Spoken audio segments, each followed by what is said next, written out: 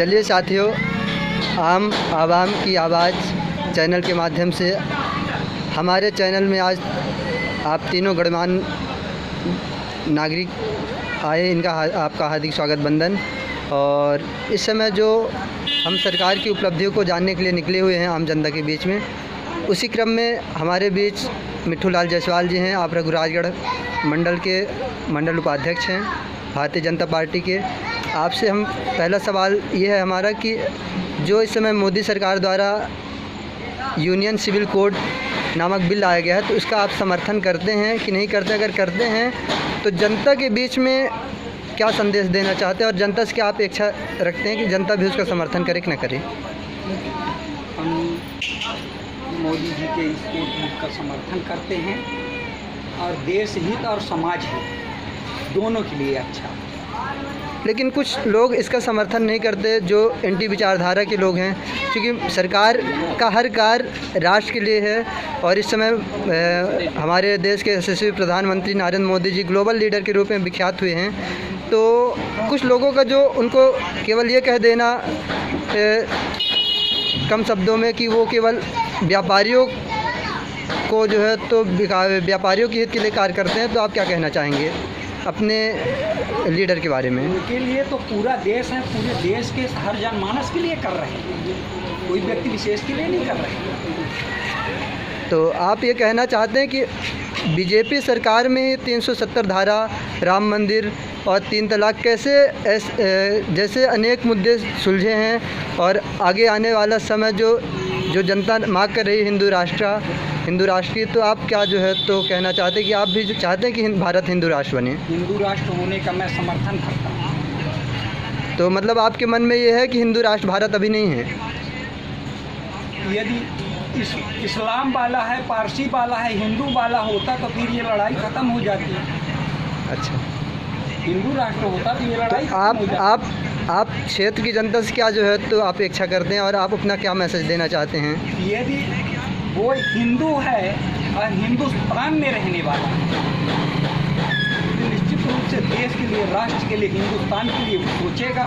अच्छा, तो आपका कहना है कि अन्न जहाँ का हमने खाया, वस्त्र जहाँ के हमने पहने, तो उसी हमारा जो हिंदुस्तान का आम नागरिक है, हमारा जो हिंदू समाज है, वो निश्चित ही जो राष्ट्र हित के लिए जो सरकार बिल लाए या कोई काम करे तो उसका समर्थन करे, ऐसी आप अपेक्षा रखते हैं। और अपने क्षेत्र की जनता से जो आप अपेक्षा रखते हैं, निश्चित ही आपकी जो कही हुई बातों को मान के आपकी जनता जो है तो सारोकार करेगी। हमारे बीच राजकुमार गुप्ता जी हैं, आप पूर्व भारतीय जनता युवा मोर्चा के मंडल अध्यक्ष रहे हैं। आपका भी स्वागत है। आप क्या मैसेज देना चाहते हैं यूनियन सिविल कोड के बारे में? यूनियन सिविल कोड ये देश हित में है और जनहित में है। और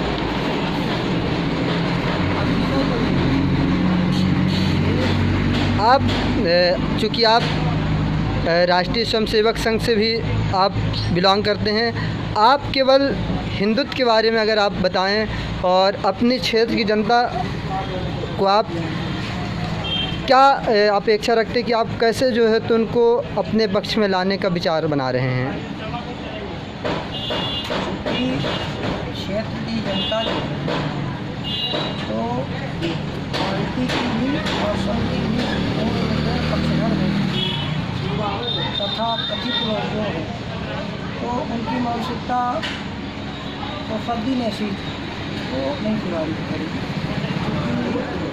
सब हमारे ही पक्ष में हो जाएंगे और पक्ष में सब तो निश्चित। तो आप चलिए, धन्यवाद। हमारे बीच में समाज सेवी रामायण त्रिपाठी जी भी हैं। आपसे भी हम जानना चाहेंगे कि आप कम शब्दों में यूसीसी के बारे में बताएं। देखिए, कुल मिलाकर के जो मोदी जी की उपलब्धियां, मुझे लगता है कि यह बिल उसमें सबसे महत्वपूर्ण बिल के रूप में शामिल किया जाता है। अब लोगों का जो रुझान है, कभी कभी ऐसा लगता है कि आप किसी बात को निष्पक्ष रूप से अगर कहें लोगों की ये टेंडेंसी है, उनकी सोच है कि अमुक व्यक्ति कहीं न कहीं उस पार्टी से गहरे नाते से जुड़ा है, जबकि ऐसा नहीं। मैं व्यक्तिगत रूप से ये देखता हूँ कि सरकार क्या कर रही है। सरकार अगर अच्छा कर रही है तो मेरी दृष्टि से वो सरकार ठीक है, और सरकार बुरा कर रही है तो मैं आँख मूंद के समर्थन किसी से नहीं करता। तो आप यूसीसी का समर्थन करते हैं और क्षेत्रीय जन से भी जो है तो अपेक्षा रखते हैं कि इस कोर्ट का समर्थन करें। ये राष्ट्र हित के लिए एक अच्छा कार्य है। बिल्कुल बिल्कुल अच्छा है, सबको समझना चाहिए। हमारे देश की ज़्यादातर जनता जो है वो किसी भी बिल को, किसी भी विषय पर जब हमारी सरकार चर्चा करती है तो उसको समझना ही नहीं चाहते लोग, एक सिरे से खारिज कर देते हैं। इसी बात को पहले ठीक से समझना चाहिए और विचार करना चाहिए कि वास्तव में क्या देश के हित में है। अगर देश के हित में है तो उस पर चर्चा करना चाहिए, उसका समर्थन करना चाहिए। आजकल जो मीडिया दशा में जो कहावत कही गई है, आजकल ज़्यादातर लोग उसी का अनुसरण करते हैं। ये नहीं देखते कि अरे हो सकता है कि कहीं हमारा इसमें हित छुपा हुआ हो, तो लोग ऐसा करते हैं। तो आप ये चाहते हैं कि 2024 में भी मोदी की सरकार बने और बिल्कुल चाहता हूँ मोदी फिर आएँ, और जो अभी कार्य रुके हैं राष्ट्र के लिए, जो कार्य अभी रुके हुए हैं, उस कार्य को भी जो है तो पूरा किसको सब चोर तो दिख रहे हैं। मुझे तो ये लग रहा है कि इस समय देश में कोई तो जो अभी पटना में जो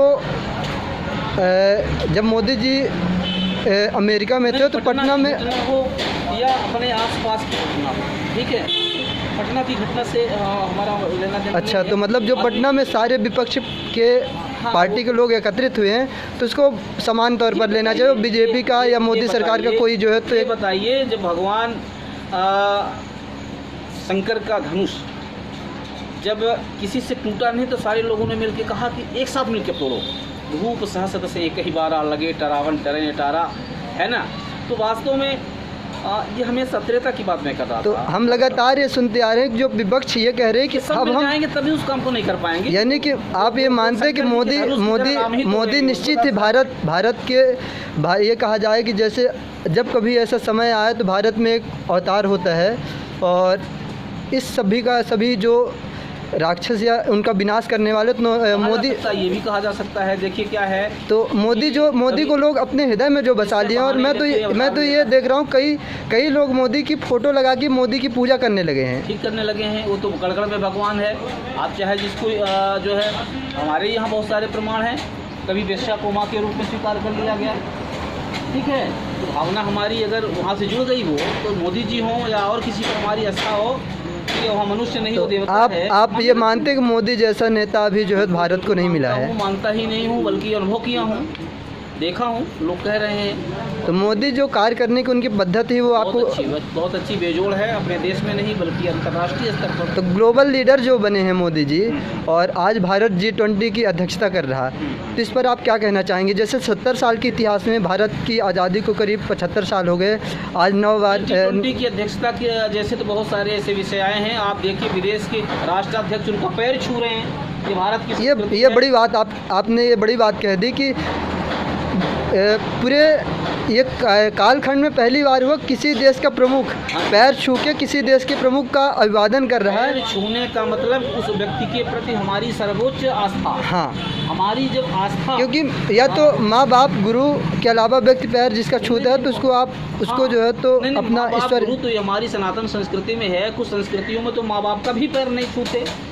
कुछ ऐसी भी संस्कृतियाँ हैं, जैसे इस्लाम को मान लीजिए, इस्लाम में पैर छूने की प्रथा ही नहीं है, अपने पिता का भी पैर नहीं छूते उसमें। लेकिन जो निचले स्तर के जो नेता हैं, जो ज़मीनी स्तर में कार्य करने वाले नेता हैं, तो उनकी विसंगतियाँ कहीं ना कहीं जनता और जो विपक्ष पार्टी है वो जो भ्रम फैलाने का काम कर रही है कि मोदी जो है तो चोर है और चौकीदार ही चोर है। तो वही बीज पनपना जिसे था गुना क्या किसी के हुआ है, इनका कुछ प्रभाव नहीं। धन्यवाद। और आपका निश्चित ही जो संदेश है वो बहुत सुंदर है। आप तीनों का बहुत बहुत धन्यवाद।